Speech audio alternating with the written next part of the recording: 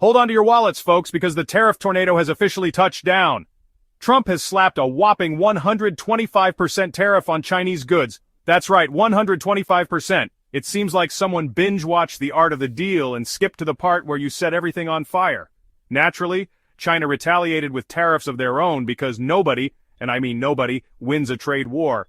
Well, except maybe the guy who sells "I Survived the Trade War" t-shirts. This isn't just about cheap plastic toys or novelty socks anymore, folks. We're talking about electronics, car parts, appliances, the stuff that keeps your modern life humming along. And guess who's stuck footing the bill for these tariffs? That's right, you, the American consumer. Remember that fancy new phone you were saving up for? Yeah, add a couple $100 to the price tag. Feeling the burn yet? This whole tariff tiff is just the latest chapter in the ongoing trade war saga between the US and China. Think of it as the Fast and Furious franchise, but instead of Vin Diesel and fast cars, it's two economic superpowers, and even faster tariffs. It's a story filled with drama, suspense, and enough plot twists to make M. Night Shyamalan jealous. Trump claims he's fighting for American jobs and wants to reduce the trade deficit. He's essentially cast China as the villain in this economic action movie, accusing them of unfair trade practices and intellectual property theft. Now, while there might be some truth to these claims, slapping tariffs on everything but the kitchen sink is about as effective as trying to put out a fire with gasoline. Remember the American dream? That beautiful notion of working hard, achieving success, and buying a house full of affordable consumer goods? Well, thanks to these tariffs, that dream is starting to look more like a nightmare. American businesses are getting squeezed from both sides. They're facing higher costs for raw materials and components from China, and they can't just pass all those costs onto consumers without losing business. Meanwhile, American consumers are getting hit with higher prices for everything from cars to washing machines. Remember that $2,000 vacation you were saving for? Well, now you can use that money to buy a slightly fancier toaster, because that's how much extra appliances are going to cost you. And don't even get me started on the auto industry. Those tariffs are going to make buying a new car about as affordable as buying a small island. Section 4.0 Canada, our home and native energy source. While the US and China duke it out in their tariff showdown, Canada's decided to take its hockey puck and go home. Well, not quite home, but definitely somewhere else. You see, Canada's been quietly building its own pipeline to the Pacific Ocean, the Trans Mountain Expansion Project, or TMX as the cool kids are calling it. And guess what? It's open for business. This means Canada can now sell its oil and gas to anyone in the world, not just its tariff-happy neighbor to the south, and they're not wasting any time. Chinese companies are lining up to sign deals with Canadian energy producers. It seems like Canada's found a new dance partner in the global energy market, and they're waltzing all the way to the bank. Section 5. The art of the tariff deal, or is it? Trump seems to think he's a master negotiator, the Rembrandt of the boardroom, the Mozart of making deals. He believes these tariffs are a brilliant strategy to bring China to its knees and make America great again. He envisions a future where American factories are humming, jobs are plentiful, and the trade deficit is a distant memory. But here's the thing about tariffs. They're a blunt instrument, not a surgical scalpel. They create winners and losers, and more often than not, it's the average American who ends up on the losing side. Sure, some industries might benefit in the short term, but in the long run, tariffs distort markets, stifle innovation, and raise prices for everyone. Section 6. A tariff tango with unpredictable steps. So, what's the endgame here? Honestly, nobody knows. This tariff tango is a dangerous dance, and one wrong step could send the global economy into a tailspin. The stock market's already a roller coaster ride of volatility, and consumer confidence is about as high as a limbo champion with a bad back. The truth is, tariffs are a risky gamble, and it's unclear if the potential rewards outweigh the very real costs. One thing's for sure, this trade war is far from over, and the outcome is anyone's guess. Buckle up, America. It's going to be a bumpy ride. Friends, Canadians, neighbors, syrup enthusiasts. These are words we usually associate with the great nation to our north. Well, buckle up, because expensive just got added to the list. That's right, folks. The Donald is at it again, slapping tariffs on our good old friends in Canada. You might be thinking, John, tariffs? That sounds about as exciting as watching paint dry, and normally you'd be right. But these aren't your grandma's tariffs. We're talking about a full-blown trade war with the folks who brought us poutine and Justin Trudeau's hair. What are these tariffs about? Honestly, who knows at this point? The official reasons change more often than Trump's Twitter password. One day it's about lumber, the next it's about dairy. It's enough to make your head spin faster than a Bieber concert. But one thing's for sure. These tariffs are about to make everything from maple syrup to hockey sticks more expensive. So stock up now, folks, because winter is coming, and it's bringing a hefty import tax. Remember that time you got into a screaming match with a toddler over a juice box? Yeah, trade wars are kind of like that, except with more paperwork and significantly higher stakes. And instead of a juice box, we're talking about trillions of dollars in global trade. See, when you slap a tariff on Canadian goods, those goods become more expensive, which means Americans buy less of them, which means Canadian businesses lose money. And then because nobody likes a bully, they retaliate. Suddenly you've got a full-blown trade war on your hands. And nobody wins in a trade war, except maybe the guys who sell those little American flags you stick on your car. The experts, and yes, those still exist despite what some people might tell you, are warning that these tariffs could lead to higher prices, job losses, and even a recession. But hey, at least we'll be able to buy American steel while we're standing in the unemployment line, right? You know that feeling when you're in a crowded room and you accidentally step on someone's foot, and then you do it again and again? Yeah, that's kind of what Trump's doing right now, only instead of a foot, it's the global economy, and instead of a crowded room, it's, well, the entire world. The thing is, America isn't the only country that knows how to play the tariff game. The European Union, those sophisticated cheese-loving folks, are already talking about retaliatory tariffs on American goods, and China, well, let's just say they've got a few choice words and a whole lot of soybeans they're not afraid to use. This isn't just about Canada anymore. This is about America's reputation on the world stage. And let's just say it's not a good look when the leader of the free world is starting trade wars left and right. It's enough to make you wonder if someone slipped something into his Diet Coke. One day he loves them.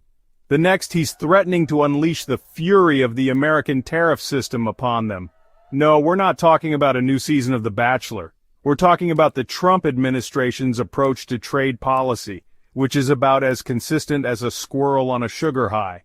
Businesses thrive on predictability. They need to know what the rules are so they can plan for the future, invest in new equipment, and hire more workers.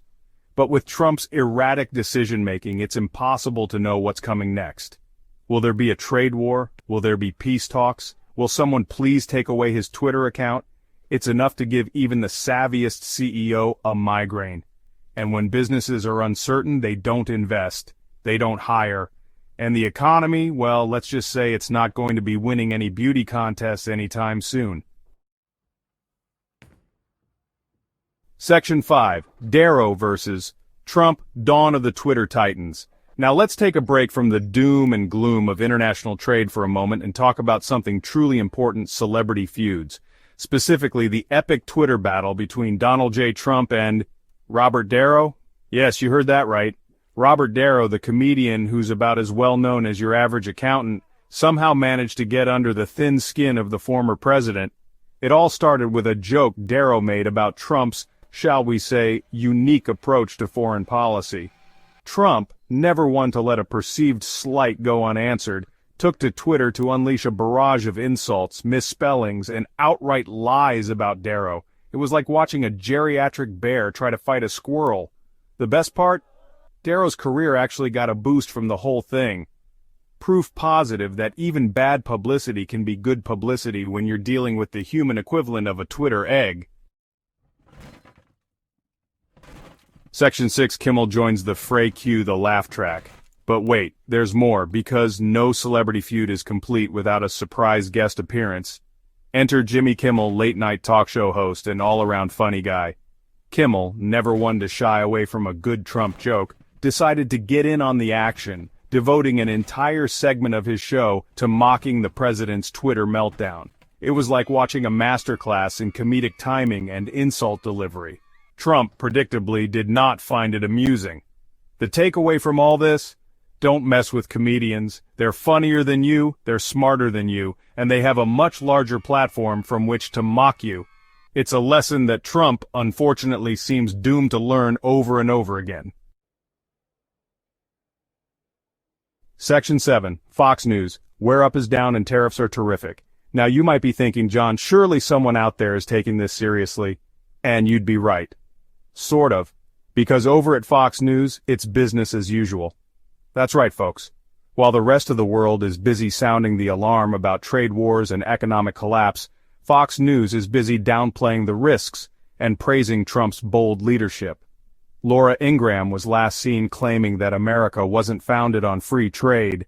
Newsflash, it kinda was. While Judge Jeanine Pirro assured viewers that their 401ks were perfectly safe. Spoiler alert, they're probably not.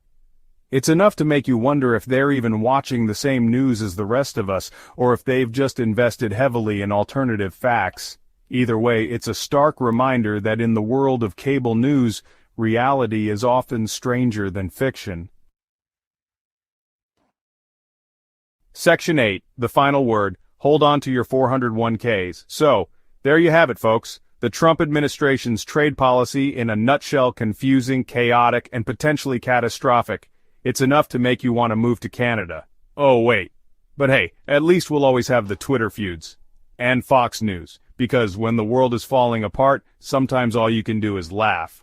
Or cry. Or maybe a little bit of both. Just remember to hold on to your 401ks. It's going to be a bumpy ride. B. Friends, gather around because we're diving into the chaotic pool of Trump's tariffs. On April 2nd, 2025, your favorite tweeter-in-chief decided to slap a 10% tariff on pretty much everything coming into America. Think of it like a border wall, but made of import taxes instead of concrete. But wait, there's more. He then added tariffs on specific countries, some as high as 50%. China got hit with a 145% tariff, and they fired back with a 125% tariff on US goods. It's a trade war, folks, and we're all caught in the crossfire. This whole thing has experts scratching their heads. Even Kevin Hassett, Trump's own economic advisor, called it exciting and pointed to its historical effectiveness. But is history really on his side? Buckle up, because we're about to find out. The economic forecast after Trump's tariff tantrum? Cloudy with a chance of recession. The Penn-Wharton budget model predicts our GDP could plummet by 8%. That's a bigger drop than your chances of getting a straight answer from a politician. And it gets worse. Wages are projected to shrink by 7%, and the average middle-income family could be $58,000 poorer over their lifetime. That's right, folks. This trade war could cost you more than a college education. Now, some argue these tariffs will rake in trillions for the US Treasury, but even if that's true, those gains come at a steep price. Job losses, higher prices, and economic uncertainty. It's like burning down your house to collect the insurance money. Sure, you get a payout, but you're left with ashes. So how are Americans feeling about this economic rollercoaster ride? Well, they're about as divided as a room full of Trump supporters and, well, everyone else. Polls show Republicans are more likely to back the tariffs, while the rest of us are busy stocking up on canned goods and preparing for the worst. Meanwhile, the rest of the world is watching in a mix of amusement and horror. The UK and EU are sniffing around for trade deals, hoping to capitalize on America's self-inflicted wounds. Canada, on the other hand, retaliated with tariffs of its own. Ursula von der Leyen, the European Commission president, summed up the global mood perfectly. We are utterly disheartened by the US announcement. It seems even our closest allies are starting to question America's sanity. Listen, we can talk about GDP and trade deficits until the cows come home. But at the end of the day, these tariffs boil down to one thing. Real people like you and me paying the price. Imagine you're a single mom working 2 jobs to put food on the table. Suddenly the price of groceries skyrockets because of tariffs. Or maybe you're a factory worker who gets laid off because your company can't afford the increased cost of imported materials. These aren't hypothetical scenarios, folks. They're the real-life consequences of this trade war. Senator Will Cain called Trump's tariff policy a revolutionary bet. He's right, but it's a gamble that's putting the livelihoods of millions of Americans at risk. And for what? The promise of bringing back manufacturing jobs that are never coming back? This isn't about making America great again, folks. It's about making America pay more for everything. And that's a price we can't afford. Hey everyone, today we're diving deep into Trump's latest tariff drama and how it's shaking up the world. First, let's talk about the grand announcement. Trump plans to impose new tariffs on all nations. Yep, you heard that right, all of them. No specifics on percentages or products, just a broad, sweeping declaration. He even dubbed the announcement day Liberation Day. But not everyone is celebrating. Gas prices skyrocketed almost immediately. Indiana saw a 46 cents per gallon jump, Ohio 39 cents, Wisconsin 35 cents, and Illinois 33 cents. And that's just the beginning. BlackRock, the world's largest asset manager, reported that consumer spending and mergers have basically frozen due to the uncertainty. Professor Scott Lucas predicts significant economic damage. We're talking U.S. average tariffs peaking at 29%, $1.4 trillion in global economic damage, and up to $6 trillion in indirect taxes on U.S. citizens. Internationally, reactions have been fierce. Australian Prime Minister Anthony Albanese slammed the tariffs as unwarranted and damaging to the U.S.-Australia partnership. Canadian Prime Minister Mark Carney predicted negative impacts on both economies and promised countermeasures. Even former Australian PM John Howard criticized the tariffs as ineffective job protection and harmful to consumers. Back home, the opposition is bipartisan. Republican Senator Susan Collins and others like Mitch McConnell, Lisa Murkowski, and Rand Paul have all spoken out against the tariffs, especially those targeting Canada. A bipartisan bill is already in motion to block these tariffs. On the political front, Democrats are seeing gains. They won a Wisconsin Supreme Court seat and several local council seats in Illinois and Wisconsin. Key Florida counties saw MAGA margins decrease by 20 points, and Wisconsin flipped 11 points from Republican to Democrat in just 5 months. Voter concern over economic and tax policies is real, and it's making waves. Despite all the criticism, Trump remains steadfast. He claims that tariffs worked during his first term and seems unfazed by the backlash. Only time will tell how this tariff saga will unfold, but one thing's for sure, it's already making a massive impact worldwide.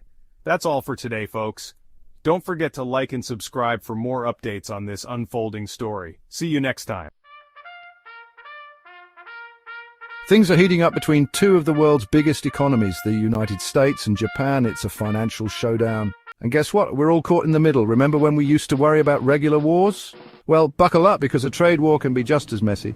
The US has been slapping tariffs, which are basically taxes, on things we buy from other countries. One target? Japanese cars. But Japan?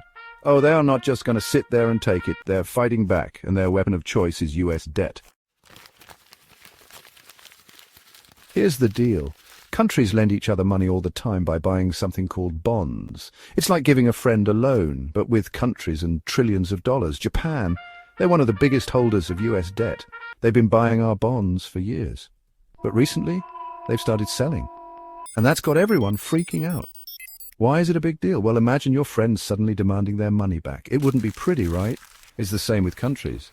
If Japan keeps selling off US debt, it could send shockwaves through the global economy. So, what happens now? That's the million-dollar question. Or maybe the trillion-dollar question, given the sums of money we're talking about. The US could back down, but that would mean looking weak, or they could double down, which could make things even worse. The world is watching, and the outcome of this trade war could determine the future of the global economy. So stay tuned, folks.